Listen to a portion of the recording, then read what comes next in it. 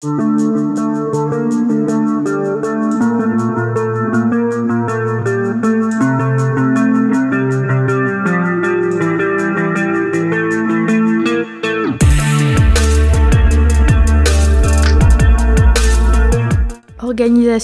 angoisse, temps personnel, inquiétude, les métiers à risque peuvent rendre la vie de famille difficile. En France, des centaines de parents doivent réussir à jongler entre vie personnelle, vie familiale et vie professionnelle. Comment réussir à gérer des situations parfois compliquées à accepter? Certains décident de changer complètement de vie professionnelle. C'est le cas de Christy qui a décidé de quitter son métier d'officier de police judiciaire pour devenir enseignante prévention et sécurité dans un lycée professionnel. Bonjour Christy. Bonjour Flavie. Avant d'être enseignante prévention sécurité, vous étiez officier de police judiciaire. Pouvez-vous nous en dire plus sur les risques de ce métier ? Oui, bien sûr, avec plaisir.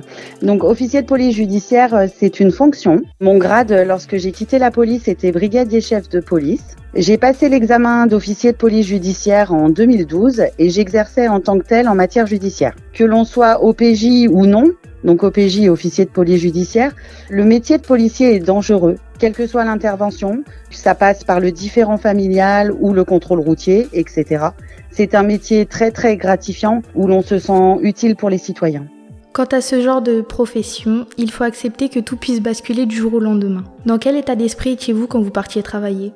Oula, alors en effet, tout peut basculer du jour au lendemain, mais pour n'importe qui et dans n'importe quel métier. Je me disais que même en travaillant dans un bureau, j'aurais pu avoir un accident de voiture ou autre.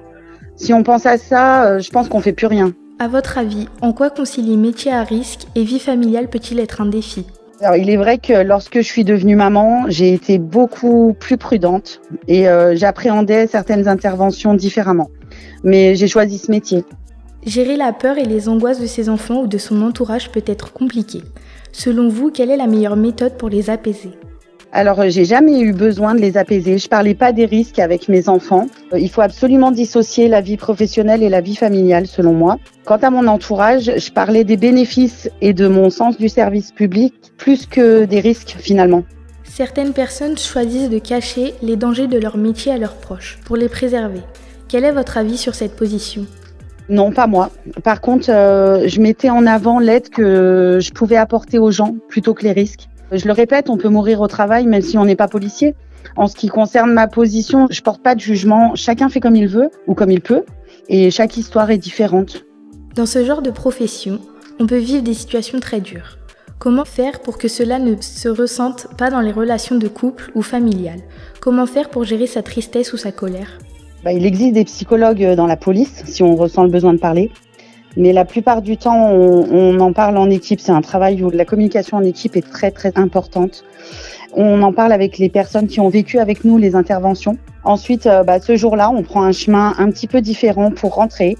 On s'arrête, on profite de l'instant présent, on décharge les émotions avant de rentrer à la maison, quand c'est possible. Dans quel type de situation avez-vous pu vous sentir en danger ? Surtout quand je travaillais de nuit, j'ai été confrontée à certaines situations dangereuses. Le travail de nuit, c'est différent du travail en journée. C'est pas la même délinquance. Ce type de métier comporte parfois des horaires irréguliers ou particuliers. En quoi gérer votre emploi du temps familial pouvait-il être compliqué ? J'ai travaillé avec tout type d'horaires, les 3-8, le 4-2 ou les horaires hebdomadaires. Alors la nuit, c'est bien quand les enfants sont pas scolarisés. Ça permet d'avoir un rythme différent. Les horaires hebdomadaires, c'est très bien quand ils grandissent. J'ai la chance, moi, d'avoir un mari extraordinaire qui pouvait adapter ses horaires à mon métier. Et quand c'était pas possible, je faisais appel à ma maman. Cependant, j'ai pas passé tous les Noëls avec mes enfants. J'ai loupé des réveillons du Nouvel An, des anniversaires, etc. C'est des sacrifices que l'on fait pour le métier. Vous avez choisi de changer de carrière pour l'enseignement. Pouvez-vous nous expliquer pourquoi ? C'est très personnel. Quand j'étais enfant, je voulais devenir enseignante. Mon histoire a fait que je suis rentrée dans la police. Et après 16 ans de police, j'avais d'autres aspirations, notamment le besoin de transmettre mon expérience professionnelle. J'ai donc passé le concours de professeur en lycée professionnel et me voilà enseignante et plus policière. Le métier d'officier de police judiciaire vous manque-t-il parfois ? Alors au début, un petit peu, il y avait un temps d'adaptation. Aujourd'hui, je répondrais que non. J'ai des élèves et des collègues formidables et ma vie familiale est beaucoup plus simple.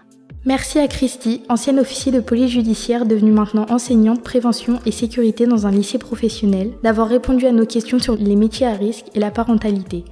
Vous pouvez réécouter cette émission sur le site internet de Radio Aléo, radioaléo.fr. Merci Flavie.